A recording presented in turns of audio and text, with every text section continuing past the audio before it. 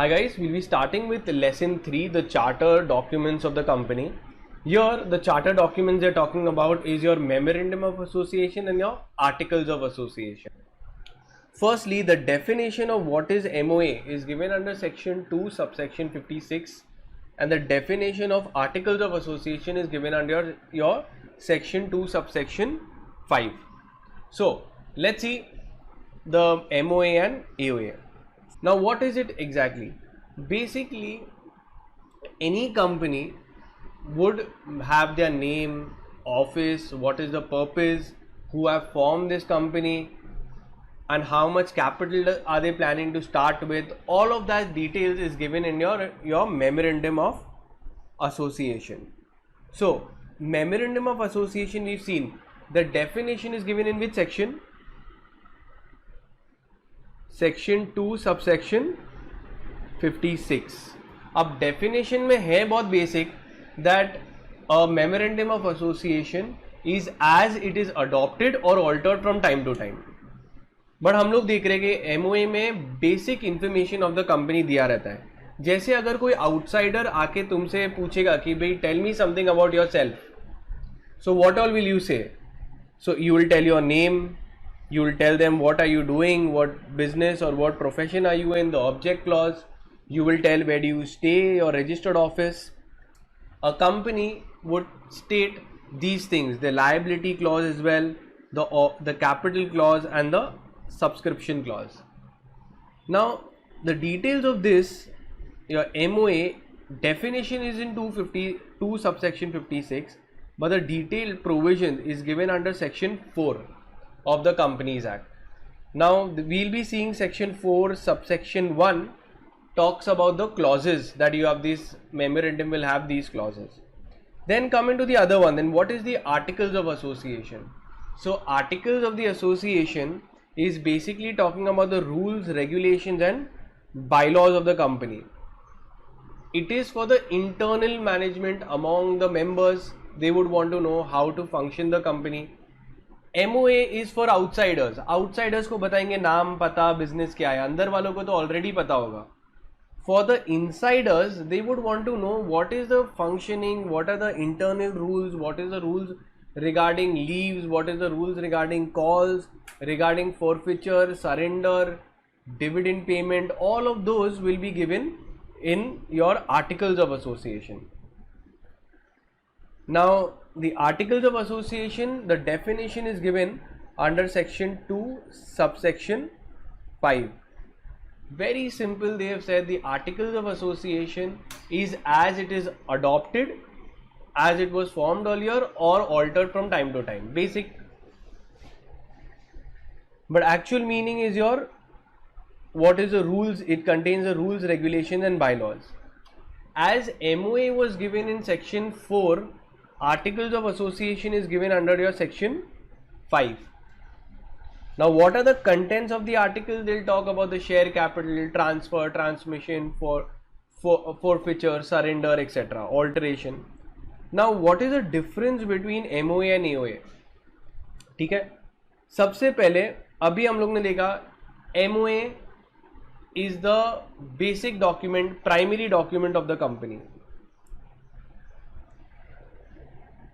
It is subordinate to the act. You can't have a MOA or objects which is illegal or which is against the act. Every company will have its own MOA. Her company का खुद का नाम होगा, खुद की जगह होगी, खुद के सब्सक्राइबर्स होंगे. जबकि articles is a secondary document.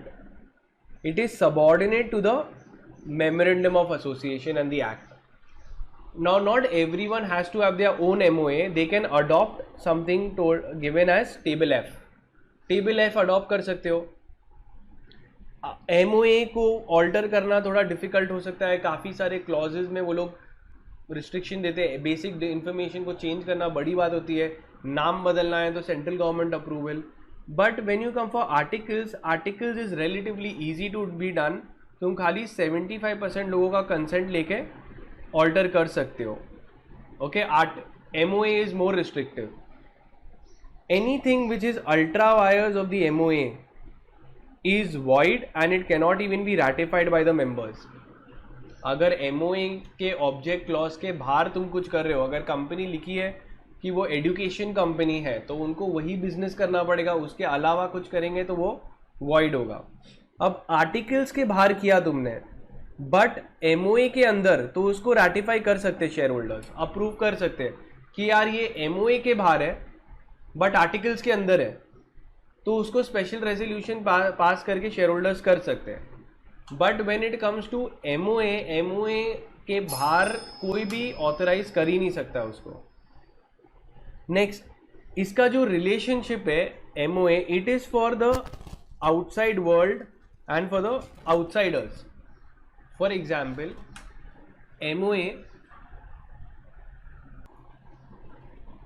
MOA is for the outsiders. Outsiders would want to know your name, your address, etc. The insiders already must be having knowledge. When you come to your articles is for the members within and inter se among the members. Kya leaves and all of that, that is for the internal members. Clear? I think you all must be having an idea. But section wise देख लेते हैं. अभी हम लोग ने discuss किया था memorandum is section 4, article is section 5.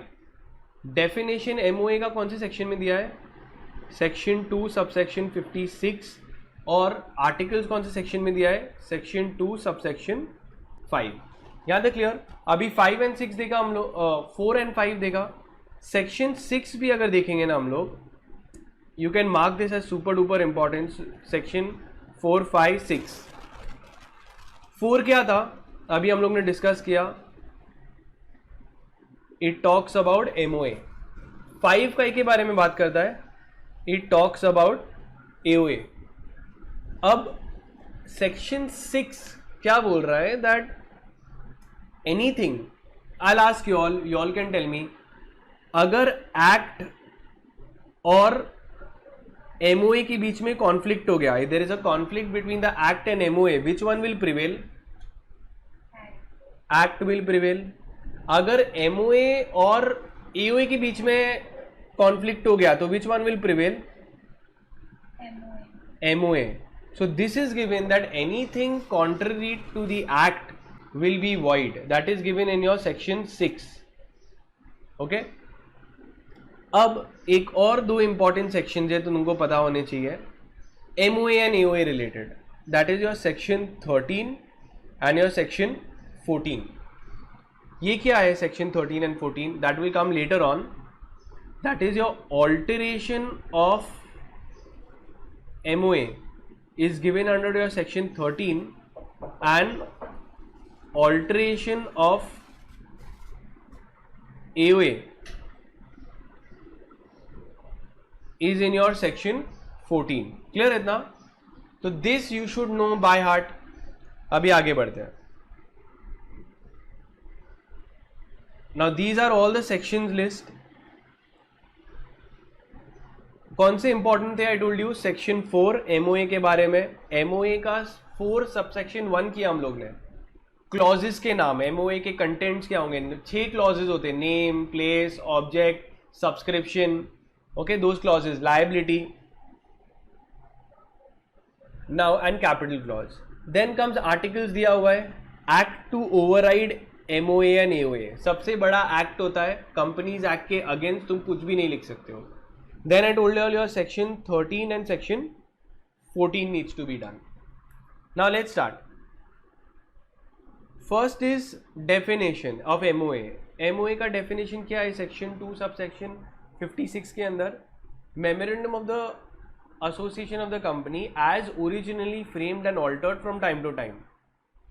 So what is memorandum? Memorandum मतलब the memorandum of association as originally framed and altered from time to time.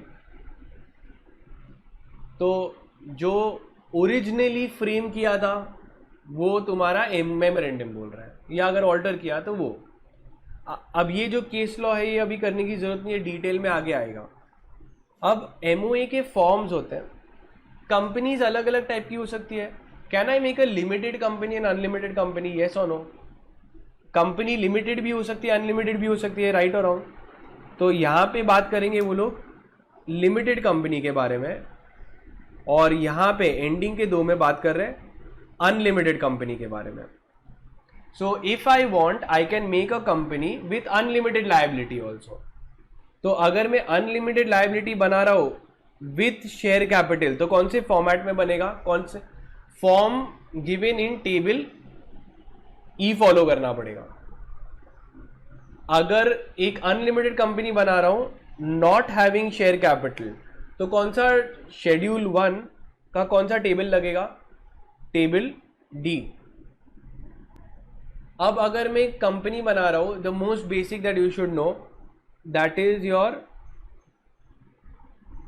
company which is a limited company and it is limited by shares, so that will be in schedule 1 table A. ये तुमको पता होना चाहिए.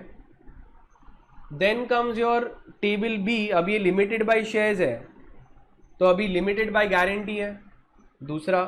तो limited by guarantee में वो लोग 2 parts बता रहे हैं, या तो you have share capital और you share capital नहीं है, तो वो टेबल B एंड C के अंदर दिया है. अब ये सब क्या है, बहुत ही सिंपल है. I have seen this. Basically क्या होता है कि मेमोरेंडम के अंदर it will be written memorandum of association, then उसमें नेम क्लॉज लिखा होगा, तो the name of the company will be XYZ. Second they will give you the object clause and all that, और उसमें से एक क्लॉज आएगा, जो भी फॉर्मेट्स होंगे वो किस में, ये शेड्यूल 1 के ये सारे टेबल्स में होंगे. तो तुमको पता होना चाहिए तुम कौन सी कंपनी बना रहे हो. ये सब में से सबसे कॉमन कौन सी होगी, कंपनी लिमिटेड बाय शेयर्स, तो the format is in table A. दूसरे भी रहते हैं, it is not important from exam point of view, just the table. Now coming to contents of memorandum, section 4 subsection 1, I told you all क्या क्या दिया होगा उसके अंदर, अलग अलग क्लॉजेस, नेम क्लॉज. अब ये कैसा है ना, सब क्लॉजेस के साथ में दिया है. तो section 4 sub clause A talks about name clause. Then B section 4 subsection A B talks about situation clause. फिर object clause, MOA के यही contents होते हैं, liability, capital and subscription clauses. You can mark it, this will be covered in detail later. Now section 6. Section 6 क्या बोला था, the Companies Act will override the MOA and AOA. क्यों ऐसा override करेंगे, if anything is written contrary to the act. आगे देखते हैं, हम लोग ने देखा था जैसे section 4 read with schedule 1, MOA will contain these clauses. Then comes name clause. अब हम लोग थोड़ा डिटेल में पढ़ रहे हैं इसके बारे में. सेक्शन 4 सबसेक्शन 1 समझ में आया, MOA shall contain the following clauses. फिर सबसेक्शन 2 उसको इलैबोरेट कर रहा है. अभी इलैबोरेट क्या कर रहा है कि what is the name clause. Now you tell me, can the name be identical to any other company. तो वही लिखा है वो लोग ने, that the section 4 subsection 2 that the name of the company shall not be resembling any other company and should not be undesirable in the opinion of the central government. तुम ही सोचो, you know certain companies they can से ये नाम मत रखना, हम लोग को थोड़ा इमोरल अनडिजायरेबल लग रहा है. तो central government can say, I don't know if Tanmay but has a company, if government wants they can say that this is undesirable. I don't recollect the name now. ठीक है. फिर एक दूसरा है सेक्शन 4 सबसेक्शन 3, 2 हो गया. So we did section 4 subsection 1 clauses. कौन से अलग क्लॉजेस हैं. सबसेक्शन 2 क्या था कि भाई अनडिजायरेबल नहीं रखने का.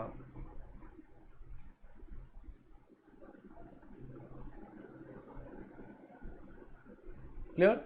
नाउ लेट्स सी सबसेक्शन 3, ये क्या बता रहा है, that the name should not be registered with contains a impression that you are connected with the central government.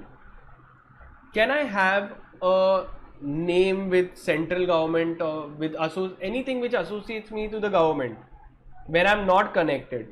So it should not have a connection with government, India, any of this. The logos, emblems, कुछ भी नहीं. तो एक emblems act है. Emblems act is saying कि government के भी कितने सारे एम्बलेम्स होते हैं, वो मैं अपना लोगो नहीं लगा सकता. मतलब मेक इन इंडिया का अलग से लोगो है, इंडिया का फ्लैग मेरा लोगो नहीं हो सकता, कस्टम्स का एक अलग लोगो होता है, तो वो सब लोगोज नहीं लगा सकता because it has an it will B नाम है सेंट्रल गवर्नमेंट अपनी कंपनी के अंदर नाम लिख सकता हो. So can I right it is a Hindustan Unilever, it has a name right, Hindustan, Bharat gas, तो वो सब है. तो you cannot use the name of the central government or any of the agencies except with the consent of the government. तो अगर government ने consent दिया तो यूज कर सकते हो. ठीक है. अब ये रिसेंटली सलमान खान की मूवी आई थी भारत, तो भारत के ऊपर एक PIL फाइल हुआ है. अगर तुम जाके देखोगे अभी, they are saying that emblems act को वायलेट कर रहा है. It is using the name of India. So it will be assumed that it is related to India. So this is a PIL file in the name of the, because regarding the name. Then comes section 4 subsection 3 भी हो गया. अभी 4 subsection 4 कर रहे हैं. अब ये भी क्या है, हम लोग ने बोला था नेम के लिए कैसे अप्लाई करने का. So you have to go to MCA website. MCA website के ऊपर एक रन होगा, that is your reserved unique name. वहां जाके तुम अप्लाई कर सकते हो नाम के लिए, अवेलेबिलिटी चेक कर सकते हो और उसको बुक कर सकते हो. तो you can reserve your name. अब ये नेम कितने दिन तक रिजर्व रहेगा, because once I apply and reserve it, it has to be, company should be formed with the name very soon. तो then they are saying that it will be reserve for a period of 20 days only. If the registrar wants he can increase that limit to 60 days. So name once reserved will be blocked for approximately 60 days. Within that time you have to take steps to formulate the company. ठीक है. Now the object, ये क्यों नहीं रख रहे हम लोग कि सेंट्रल गवर्नमेंट का नाम नहीं लगा सकते हैं या कोई भी एम्बलेम लगा नहीं सकते, because it will mislead the public that it is a government entity और government organisation. So a company shall not be allowed to use a name which is prohibited under the Emblems Act 1950. अब ये लोग ने 3 case law दिए, बहुत ही basic case laws है, read करते के साथ में ही तुमको समझ में आएगा. अब इसका क्या है, एक कंपनी थी जिसका नाम था बटरकप डेयरी कंपनी. अब एक दूसरी कंपनी ने बनी थी जिसका नाम था बटरकप मार्गरीन कंपनी लिमिटेड. तो ये जो कंपनी है वो लोग ने केस किया इस बटरकप कंपनी के ऊपर कि भाई बटरकप एक यूनिक नेम है, people will assume that it is my company. तो खाली एक ही डिफरेंस था, ये डेयरी लिखा था यहाँ पे और यहाँ पे कुछ मार्गरीन कंपनी लिखा था. तो they said it will create a kind of misconception and this company obtained an injunction against the defendant. एक किस्म का इंजंक्शन ले लिया, स्टॉप कर दिया उनको फ्रॉम डिस्प्लेइंग देयर नेम. दूसरी एक एग्जाम्पल था, ये पहला केस लॉ है बटरकप. दूसरा पैनचार्ड. अब ये एक कंपनी पैनचार्ड करके मोटर व्हीकल कंपनी थी, दूसरी कंपनी भी चालू हुई, सेम नेम सेम बिजनेस. तो इनने कंप्लेन किया कि भाई ये नाम मैं ऑलरेडी पहले बहुत टाइम से यूज़ कर रहा हूँ, you cannot use this name. Now this was a foreign company. They filed a case that you are using it, people are associating that it is that foreign company and you are trying to pass your goods under my name. You are trying to sell off the goods, people are buying thinking that they are buying of the original company. So therefore you can, again a case was filed with respect to this. And the third case, again these are very basic. There was a company named Atlas Cycles. Another company was formed with the same name called as Atlas Products. Again it was said that the name is verbatim same and therefore it should not be used. So after the name clause we are coming to the situation clause. Situation मतलब कहाँ पे situated हो, where is the registered office. Tell me, every company should have a registered office or no? Yes. Within how much time of incorporation? So they are saying that every company should inform the ROC in INC 22. Form का नाम है incorporation के time पे INC 22 के अंदर तुमको बताना है कि तुम्हारा रजिस्टर्ड ऑफिस किधर है, बिजनेस कहाँ से कर रहे हो.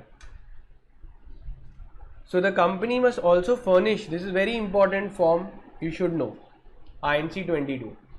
अब एक बार जब नाम मिल गया, नाम और पता मिल गया, तब तुमको सब जगह पब्लिसाइज करना है, डिस्प्ले करना है तुमको in any conspicuous part of the office. Conspicuous means prominent, visible part. You have to put your name. कभी भी देखोगे तो you will have Jio Infocomm written. वो उनके खाली उस पर ही नहीं रखेंगे, रजिस्टर ऑफिस पे ही नहीं डालेंगे, सब जगह एनग्रेव करेंगे. वो कोई भी लेटर्स या कोई भी किस्म का करस्पॉन्डेंस होगा, सब चीज़ पे वो लोग बिल बोर्ड्स, लेटर हेड, सब जगह डिस्प्ले होगा. Then coming to the object clause. Now this is also very very important, but it will be covered in detail later on. Object clause is talking about the business aspect that you will be doing. What is the company formed for? The business that you will be engaged in.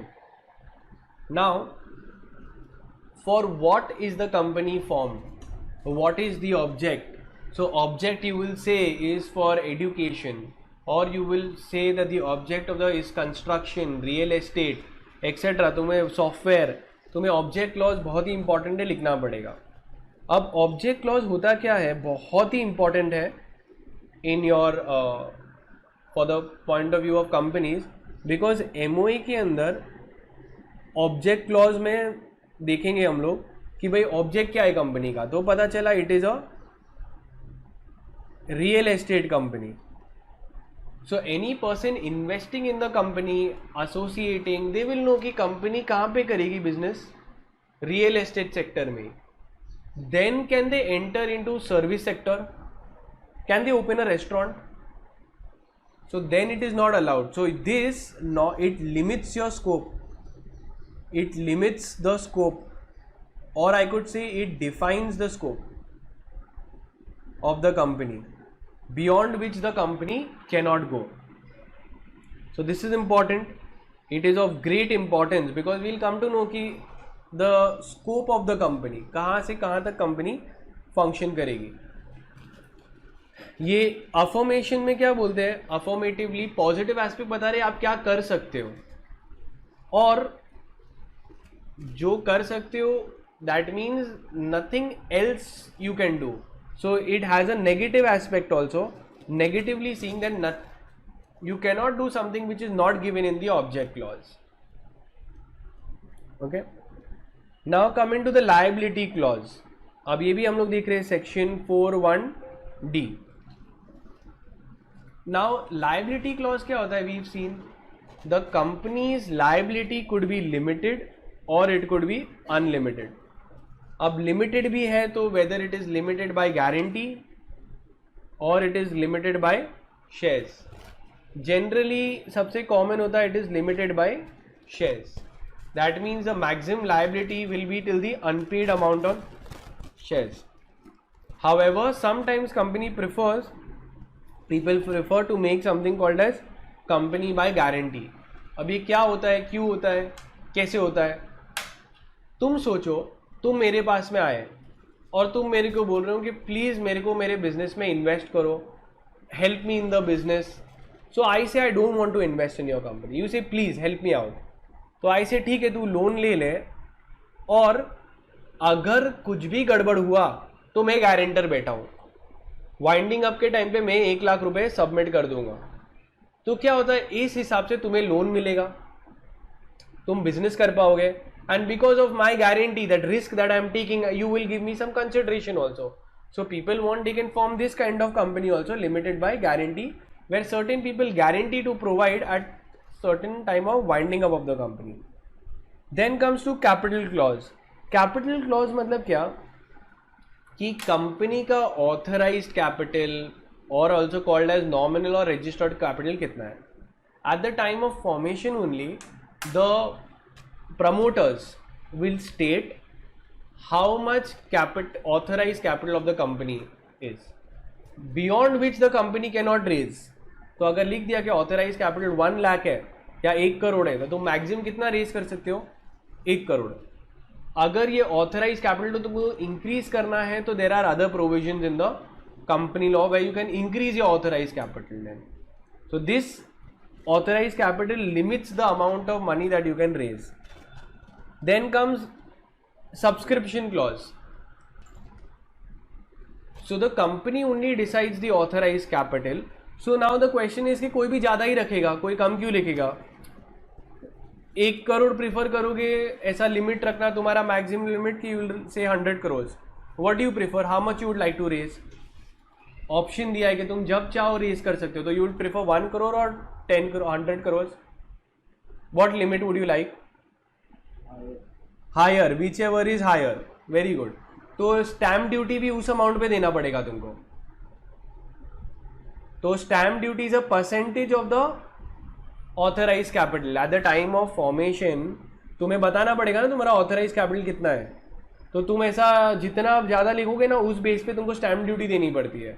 So now you will से नहीं अभी कम ही रखते हैं, जैसे जैसे ज़रूरत रहेगा तभी तभी हम लोग स्टैम्प ड्यूटी एक्स्ट्रा भर के बढ़ाएंगे. समझ में आया? We'll see when we do the alteration of share capital. Now comes subscription clause. Subscribers कौन होते हैं? अब obviously कंपनी अपने आप तो बन नहीं जाएगी.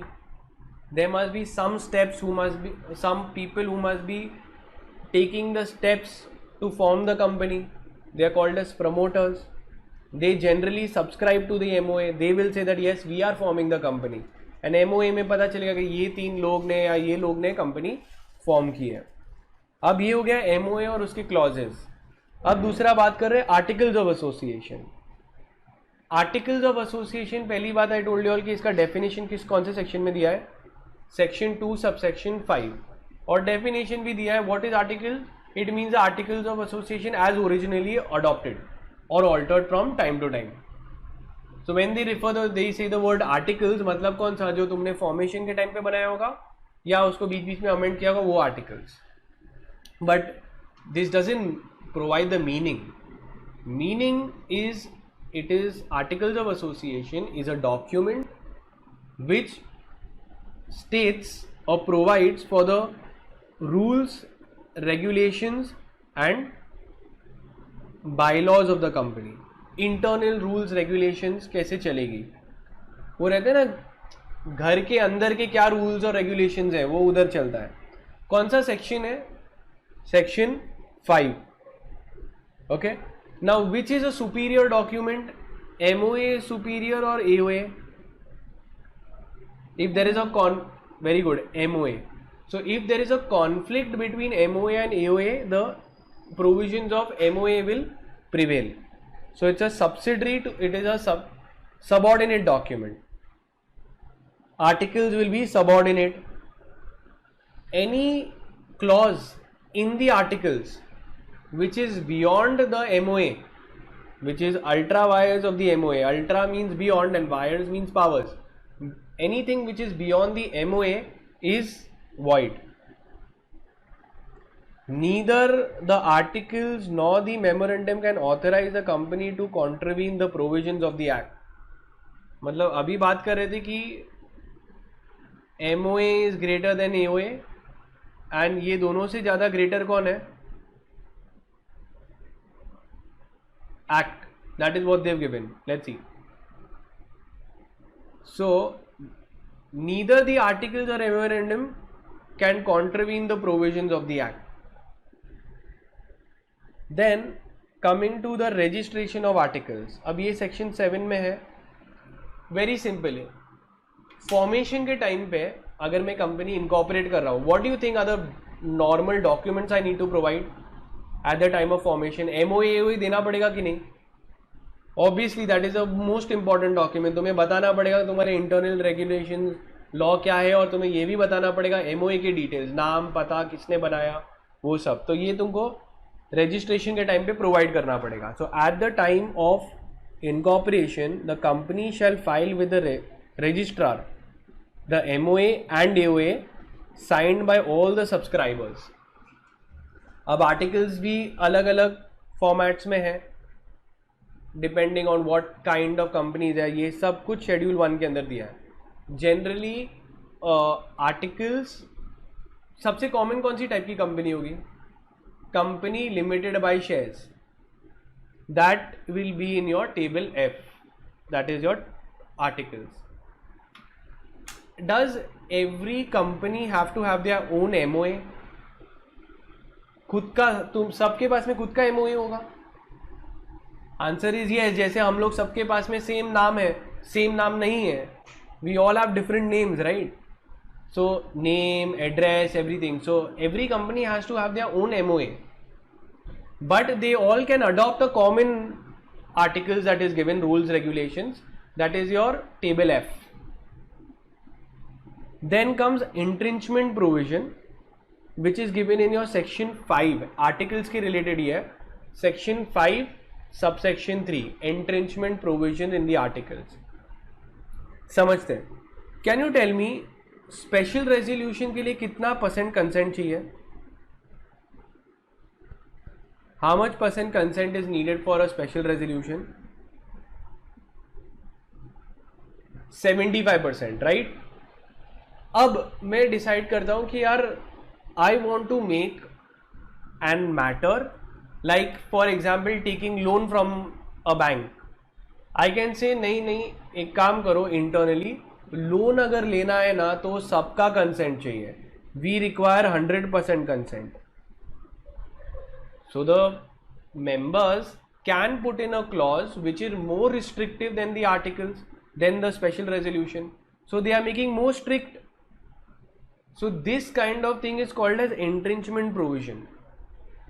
मतलब 75% से ज़्यादा का कंसेंट चाहिए, ऐसा मैं लिख देता हूँ ये सब मैटर्स के लिए. मर्जर एंड अमेलगेमेशन के लिए मैं लिख सकता हूँ कि 75% से ज़्यादा कंसेंट चाहिए, हम लोगों को 90% कंसेंट चाहिए, तो ये क्या हो जाएगा, इसको बोलेंगे हम लोग entrenchment provision. So the articles may contain a provision which are more restrictive than those of special resolution. तो खाली स्पेशल रेजोल्यूशन लेके कर पाऊंगा मैं? Answer is no, I have made it more restrictive. कर सकते हैं, काफ़ी बार वो लोग करते हैं कि भाई अगर लोन लेना है, मर्जर एंड अमालगेमेशन करना है, डी मर्जर करना है, तो ये सब बड़ी बड़ी चीज़ों के लिए आपको 90% का कंसेंट चाहिए. तो this is a entrenchment provision, it is more restrictive than special. Okay, example such as 100% consent. Then the contents of the articles will be the basic stuff like alteration of share capital, your lien on shares, nomination कैसे कर सकते हैं, forfeiture, buyback, just the details they will give you how you can do these things. Then comes consistency of the articles of association with the Companies Act. They are repeating it, section 6 as we dealt. Any provisions of this act shall have effect notwithstanding anything is contained in the MOA anyway. मतलब MOA AOA में क्या लिखा है वो पढ़ी नहीं है, पहला कौन सा चलेगा, एक्ट. अब ये भी लिखा है any provision contained in the MOA AOA or any agreement which is repugnant to the act shall be void. Repugnant means which is against or violative of the act, will common sense it will be void. ये कौन सा दिया, I told you कौन से 3 section है, 4, 5, 6, MOA, AOA and overriding effect. Now coming to 3 important doctrines, super duper important. Let's see. अब पहले आ रहा है doctrine of ultra vires. Now अगर एक कंपनी के अंदर लिखा है कि वो लोग, लेट्स से एजुकेशन कंपनी में लिखा है कि वो लोग पढ़ाएंगे, कॉलेज बनाया है, क्लासेस के अंदर लिखा है कि I am raising the money for the purpose of educating the students. Tomorrow I realise I have raise the money and now I realise I want to change my objects. मैं बोलता है हुक्का parlour बना देता हूँ classroom में और revenue बढ़ेगा. Can I do that?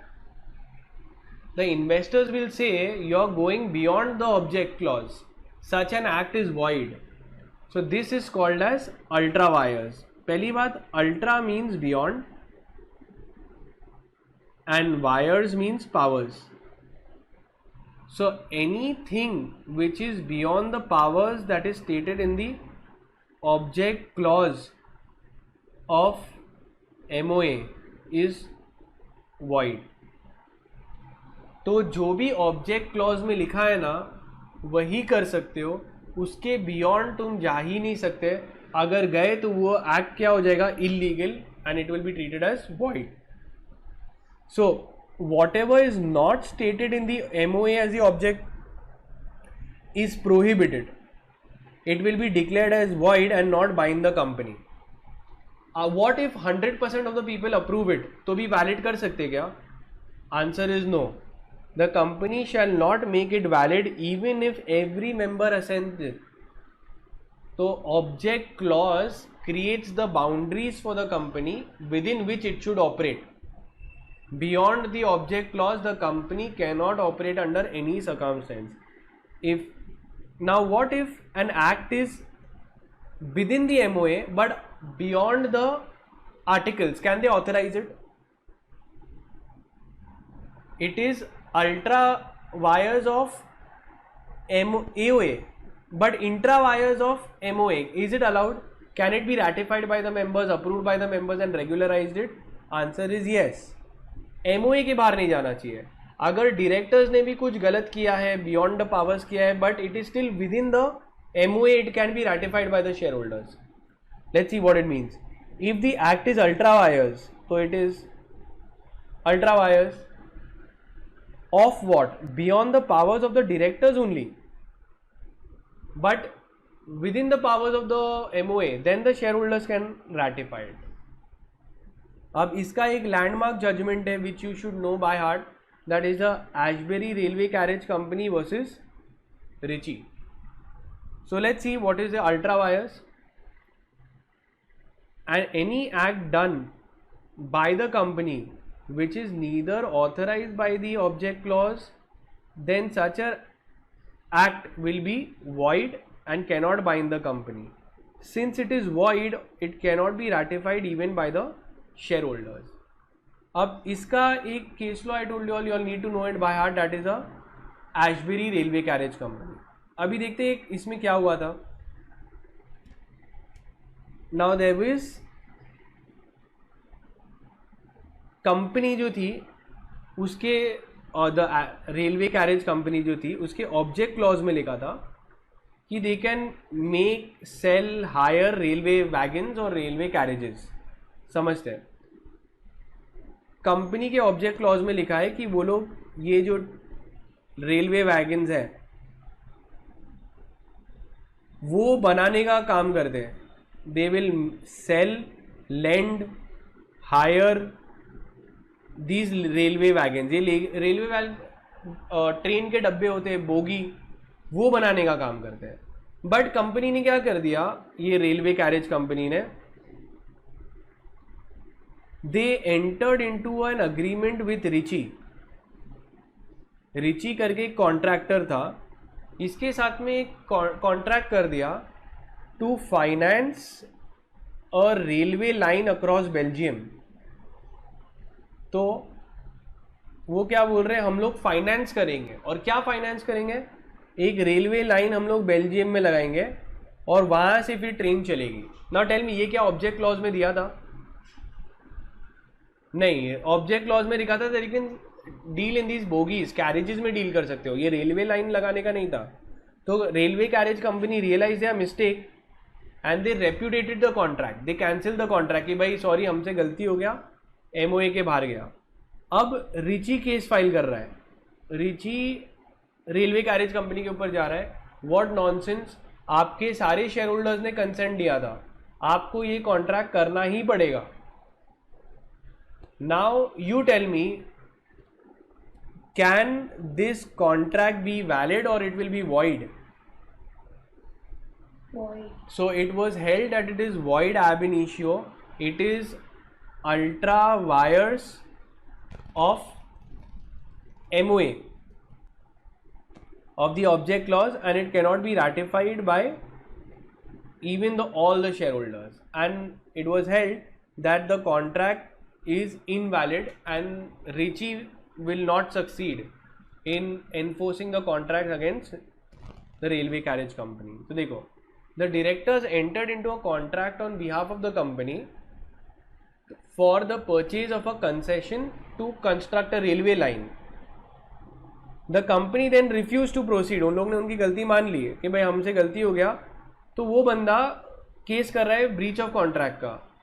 It was held that construction of railways was not within the object clause. As the contract was ultra vires, it was void and cannot be implemented. देखो, the MOA के objects में क्या लिखा था?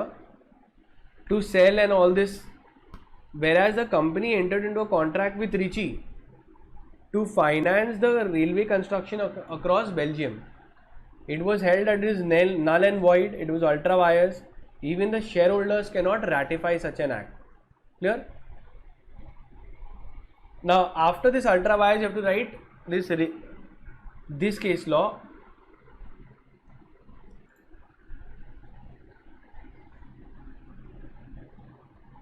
Then these you can read implied powers. Generally, when they say object clause, they say आपके पास में जो भी implied है वो आप कर ही सकते हो. So generally when they say, now tell me one thing, ऐसा लिखेंगे क्या the object clause में that you have a right to open a bank account? No, that is implied. You have a right to enter into contracts. That is also implied. It is understood कि main objects को pursue करने के लिए जो भी incidental activities है वो तुम्हारे पास में powers रहेंगे. What is not implied? क्या हम लोग ऐसे assume नहीं कर सकते? Anything which is mergers and amalgamation, takeover, gifting the business, demerger, ये सब इम्प्लाइड नहीं है. ओके, तो this is also not important. Now coming to your effects of ultra vires. सो पहले तुम्हें अल्ट्रा वायर्स क्या है लिखना पड़ेगा, आज भी दिस रिची वाला केस लिखना पड़ेगा, और फिर बाद में तुमको इफेक्ट्स लिखना पड़ेगा. अगर एक अल्ट्रा वायर्स एक्ट कर रहे हो, ठीक है, तो क्या प्रॉब्लम है, तो उसका इफेक्ट क्या होगा. First of all, the entire transaction will be treated as void ab initio. अगर कोई ऐसा अल्ट्रा वायर्स एक्ट कर रहा है तो members can go and get a injunction and stop the company from doing this ultra vires act. और किसकी personal liability लग जाएगी? Directors can be personally held liable for doing such kind of acts. अगर company ने ultra vires act करके कोई property खरीद ली, so this property will then still be in the possession of the company because it was bought with their money only. So company के पैसे से अगर तुम कोई property खरीद रहे हो ultra vires, but still it was ultra wires, but it's still the property of the company only, then the company can further on decide what to do with the property. Ultra wires borrowing, अगर तुमने कोई borrowing किया without being in the articles, then it will not create any relationship of debtor and creditor. Clear. So this was the effects of the ultra wires act. Injunction ले सकते हो, stop कर सकते हो, डायरेक्टर्स फंस जाएंगे, वो एक्ट वॉइड होगा, राइट ओवर प्रॉपर्टी रहेगा तुम्हारा क्योंकि तुम्हारे ही कंपनी के पैसे से लिया है. एंड क्रेडिटर्स, अगर कोई अल्ट्रा वायर्स बोरोइंग कर रहे हो तो क्रेडिटर्स डेटर्स का रिलेशनशिप क्रिएट नहीं होगा. Then coming to one next important thing which is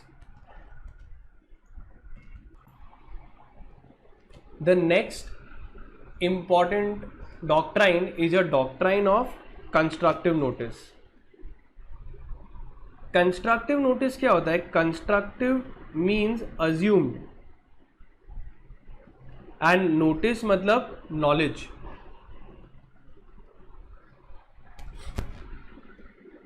So MOA and AOA, knowledge.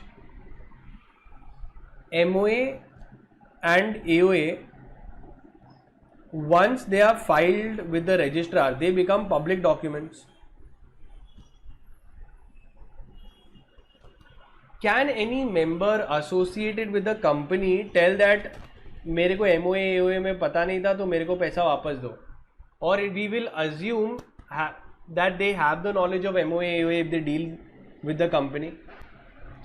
So constructive notice simply states that MOA AOA become public documents. It can be inspected by everyone on a nominal fee. So every person who is entering into a contract with the company will be assumed that they have the knowledge upon the company. They will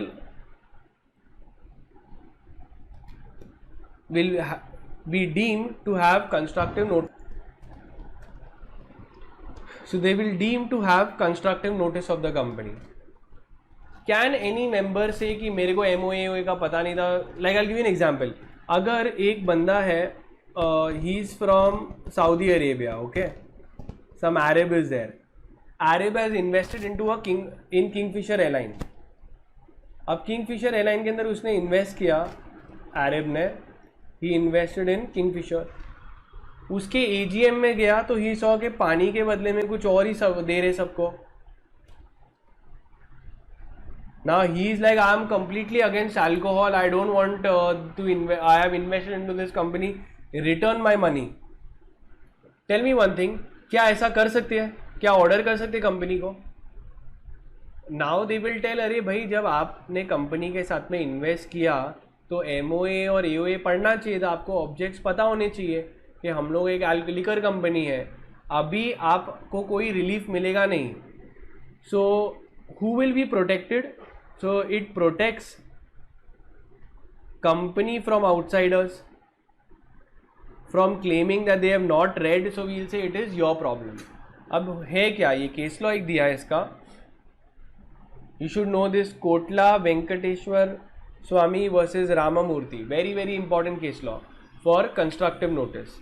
अब इसमें हुआ था क्या, articles of association में लिखा था that all the documents should be signed by managing director, secretary and the working director. 3 लोगों का साइन चाहिए.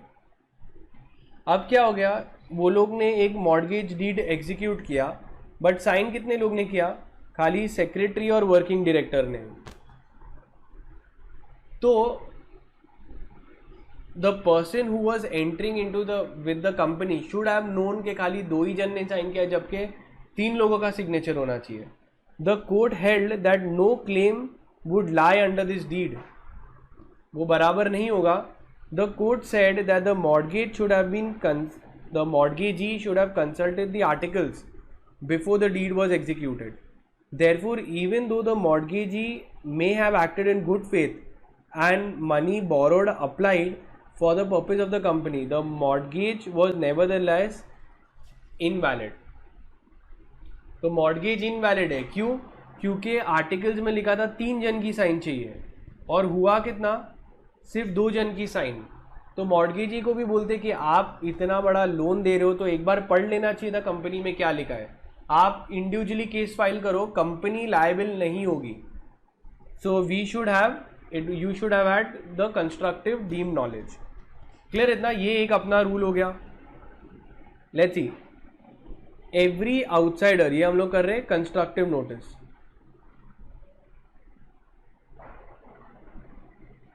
Every outsider dealing with the company is deemed to have notice of the MOA and AOA. These are public documents. They are open for inspection. It is the duty of every person to inspect these documents when they are entering into any proposed contracts. Otherwise वो disadvantage में रहेंगे. Clear इतना? तो ये bank ने loan दिया और loan में देखा नहीं कि कंपनी में 3 लोगों की साइन चाहिए लोन वैलिड करने के लिए, तो लोन इनवैलिड हो गया. तो कंपनी ने जो पैसे दिए, बैंक ने जो पैसे दिए, वो उनको फिर इंडिविजुअली केस फाइल करना पड़ेगा. Company law will not protect them because they did not read the articles properly. अब इसका ही एक दूसरा केस लॉ आता है जिसका नाम है indoor management. Now indoor management is an extension of constructive notice.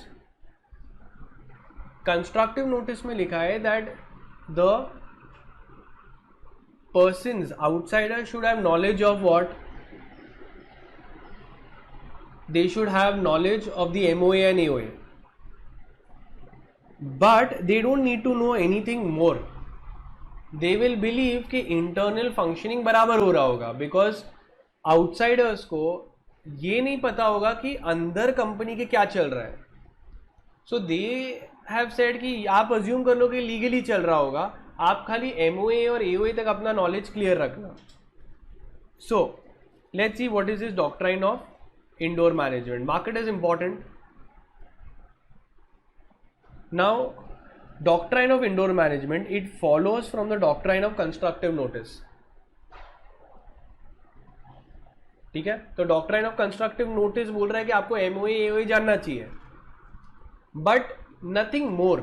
आपको इंडोर क्या हो रहा है उसकी जानने की जरूरत नहीं है. क्यों ऐसा? क्योंकि इंडोर तुमको पता ही नहीं चलेगा कि रेजोल्यूशन पास हुए कि नहीं, कि कंपनी ने अंदर का कुछ प्रोसीजरल फ्लॉ किया है, वो तुम्हें कैसे पता होगा? आज कंपनी आईपीओ करेगी, तुम्हें पता होगा कि सारे प्रोसीजर्स फॉलो हुए हैं? नहीं. What happens indoors is not or would not be available to us that information. अब इसका जो रूल भी है वो टर्कविंड रूल बोलते हैं. वो देखेंगे royal British bank versus Turquand case के अंदर इसको प्रोपाउंड किया था. It is a 150 year old concept. ये किसको प्रोटेक्ट करेगा? It will protect the outsiders against the actions done by the company. अगर कंपनी की इंटरनल इरेगुलरिटी है तो do you think we should held the third party, bona fide party responsible? Answer is no. It will protect the outsiders. Any person who enters into a contract with the company shall ensure that the transactions is authorized by the articles and the MOA and AOA. वो खाली यही check करेगा कि MOA और AOA उसको authorise कर रहा है कि नहीं. सिर्फ मेरा इतना काम है कि कंपनी के अंदर पावर है कि नहीं. हाँ है पावर, बस. तो फिर बाद में अज्यूम करेगा कंपनी ने अंदर प्रोसीजर्स फॉलो किए होंगे. There is no requirement to look into the internal irregularity. हम लोगों को कभी पता नहीं चलेगा कि इंटरनली क्या मिस्टेक हो रहा है. Even if there is an irregularity, company की गलती, the company shall be held liable और पर्सन प्रोटेक्टेड रहेगा. If an act is authorized by the MOA and AOA, then the outsider can assume that all the detailed formalities are observed in doing that act. Just take a screenshot of this because in the module there is no explanation given much here. अब इसका case law क्या था? Royal British bank versus Turquand. Now this royal British bank के बारे में था. इसके directors थे बैंकिंग कंपनी के. They were authorised to borrow the bond. ये एक मीटिंग के अंदर, जनरल मीटिंग के अंदर रेजोल्यूशन पास करने का, and they were authorised to borrow. So what happened? Turquand was an investor. Turkwind invested into the money. He read the MOA AOA. He came to know that yes, the company has the powers. Whether the meeting is taken or no is an internal aspect. That is not of his business to check, nor he will have any information from where he can procure this. So law says तुम assume करो कि company के पास power है, मतलब वो लोग ने सब रेगुलरली किया होगा. अब हुआ क्या? जनरल मीटिंग का अप्रूवल चाहिए था, बट वो नहीं हुआ था. डायरेक्टर्स ने ही मीटिंग की थी, शेयर होल्डर्स की मीटिंग बुलाए बिना वो लोग ने बॉन्ड दे दिया. Directors give a bond to Turquand without the authority by such resolution. It was held that Turquand could sue the company on the strength of the bond and he was entitled to receive his money back.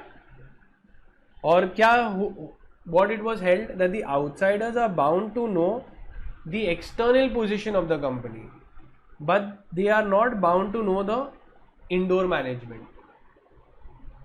Let's see, यहाँ पे भी दिया है royal British bank versus टर्कविंड.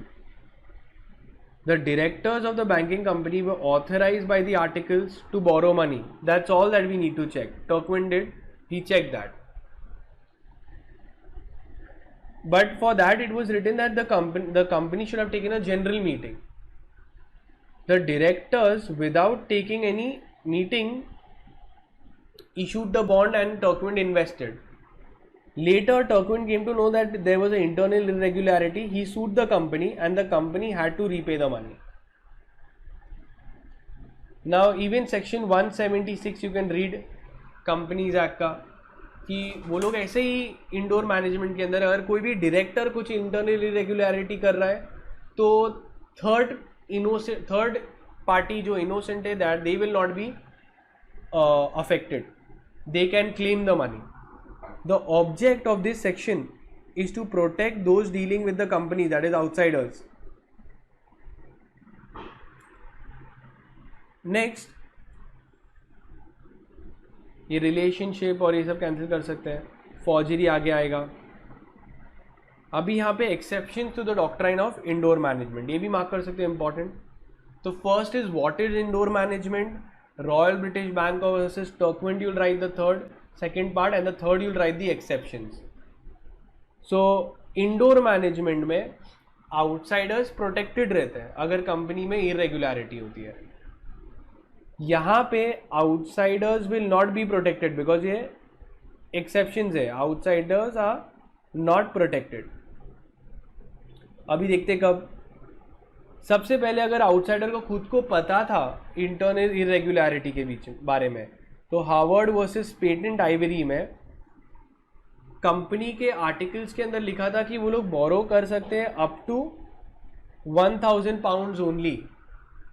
उस बंदे को knowledge था कि खाली 1500 पाउंड्स तक ही हुआ है, बट फिर भी कंपनी ने 3500 पाउंड्स बोरो किए. तो इस बंदे को नॉलेज था कि कंपनी पावर्स के एक्सेस जा रही है. तो can this power claim a defence, can this person claim a defence कि यार कंपनी ने गलत किया. तो बोलेंगे आपको तो पता था इसके बारे में. तो इसके लिए जो कंपनी की लायबिलिटी थी एक्चुअली में 1000, बस the company refuse to pay the amount. It was held that the debentures were good to the extent of 1000 pounds only, जो आर्टिकल्स में दिया था, यहाँ पे जो दिया था. So the rule does not protect any person who had the notice or knowledge of the lack of authority. Thus, a person who is fully aware that the directors do not have the authority but still enter into the transaction cannot seek protection. This you have to remember the case law Harvard versus Patent Ivory. So anyone who comes should come with clean hands. Second, no knowledge of the MOA and AOA. अब ये दूसरा case law है, Rama corporation versus Provate Tin General Investment. A person who never had the knowledge of MOA AOA cannot seek protection here. अब इसमें क्या हुआ था, ऐसा कोई एक्ट किया था. T was a director of the company. He propounding, showing that he is working on behalf of the company, took a check from the Rama Corporation. इसने चेक लिया. अब क्या हो गया कि रामा कॉरपोरेशन को बाद में पता चला कि एमओए एओए के अंदर ऐसा लिखा था कि ये ऑथराइजेशन कर सकते डायरेक्टर को टू रिसीव द चेक. सोचो यहाँ पे 3 लोग हैं, 3 डायरेक्टर्स है कंपनी के. अब आर्टिकल्स में लिखा था कि they can authorise any one to take the cheque. So ये बंदे ने बोला कि गलत कहाँ हूँ मैंने तो दिया, but he never, the Rama corporation never knew about this provision at all, neither it was given in his written submissions. So then a person who never knew about the MOA cannot claim such a defense. They will not be protected. The next is forgery. ये बहुत ही important है, you need to know with the case law. Robin versus Great Fingerbell Consolidate. अभी exam में भी आया है. यहाँ पे क्या हुआ कि कंपनी सेक्रेटरी ने साइन फॉर्ज की. कंपनी सेक्रेटरी ने फॉर्ज की, तो क्या ये and they entered with a third party, is the company liable? Company secretary ने सिग्नेचर फॉर्ज किया डायरेक्टर्स का और वो लोग थर्ड पर्सन के साथ में एंटर किए. Can the third person sue the company? तो answer is no. The fraud happened on the company as well, on the directors also. यहाँ पे कुछ भी परमिशन था ही नहीं. So it is void ab initio, it is an illegal act, and therefore the third person cannot enforce कि यार sign किया है तो वैलिड हो जाएगा. Let's see. The rule of indoor management does not extend to forgery because such acts are void ab initio and it's illegal. अब देखो case law क्या था, where the secretary forged the signature of two directors on behalf of the company and then issued a share certificate. Now obviously this is without authority. The applicant was refused registration by the members of the company. Applicant बोला कि मेरे को तो signature मिल गया 2 directors का, दूसरे member बोले directors के तो साइन फॉर्ज किया, आपको हम मेंबर नहीं ले सकते हैं. So then it went to court कि यार अभी ये तो फॉर्जरी हो गया है, कंपनी क्या उसको मेंबर लेना चाहिए. So the certificate was held to be a nullity only. The holder of the certificate was not allowed to be the member of the company and he could not say that is an internal irregularity. Though it was an internal irregularity, but it was an illegal act. Such things cannot, is void ab initio, cannot be made valid. Forgery is an illegal act, cannot be made valid. Next is negligence. A person who did not take efforts or was negligent will not be protected. Where an officer of the company does something which is not ordinarily within his powers, उसके powers में नहीं है, फिर भी उसने किया without making proper inquiries that whether the officer के पास में authority थी या नहीं. It was in this case Underwood versus Liverpool, where the person was negligent in finding whether the officers had the necessary powers or no. Therefore, he was not protected. Same, the next one is given, does not apply where it is respect to agencies only questioned. अगर principal agent का पूरा वही question है तो भी वो claim नहीं कर सकते benefit. Then we've seen constructive notice.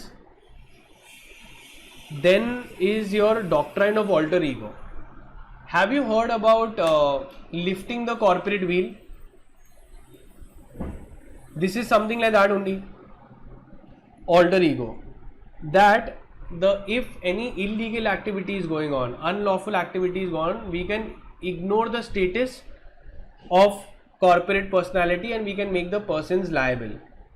It is used by courts to ignore the status of the shareholders and officers of this in reference to their liability being limited, and they can be personally held liable when any fraudulent activity is going on. कितनी बार हम लोग देखते हैं कि limited liability, यहाँ पे बोल रहे नहीं भाई वो लिमिटेड लायबिलिटी अभी काउंट नहीं होगा, फ्रॉडुलेंट या रॉन्गफुल एक्ट्स के लिए हम लायबिलिटी अनलिमिटेड भी कर सकते हैं. That the default of the managing director who is the directing mind and will would be attributed to him, any kind of liability and default will be attributed to him and he will be held liable for the wrong of the company. So company cannot do illegal acts, fraudulent acts. It is the persons who behind the company, running the company, they will be personally held liable. Then we've seen the distinction between MOA, AOA. Now legal effects of MOA, AOA, it binds the members and it's the company. So company also gets bound, they cannot do any act beyond the MOA. It binds the members also. Members also bind themselves कि यार अगर हम लोग कर रहे तो जो भी कंपनी के अंदर है हम उसी हिसाब से चलेंगे. For example, if you have entered into an agreement कि I will subscribe to so much shares, you are also bound, you have to make the money payment. It will all be a debt due from to the company. So today if I make a subscription, company has a proper right to recover it from me, but only when they make a demand. Calls करते तब it becomes a debt due to the company. All monies payable by any member to the company under MOA shall be a debt due to the company. Members bound to the company. So both of this, it's a contract. Now this you can just read, it's not that important. This much part I've done the marking and that is it, and the chapter gets done. So even if you can take a screenshot of this also, this is exceptions to the doctrine of indoor management. If you had the knowledge of irregularity, the outsider will not be protected. उसको पता था कि directors beyond the power जा रहे हैं. Negligence, Anand Bherilal versus Dinshaw and company, he was aware of the negligence. अगर forgery भी हो रहा है, Ruben versus this, the secretary forge the signature, so it is a illegal act, void ab initio cannot be enforced on the company. And if you already never had the knowledge only of the articles or the MOA, then you cannot claim the benefit. And that is when we are done with the chapter.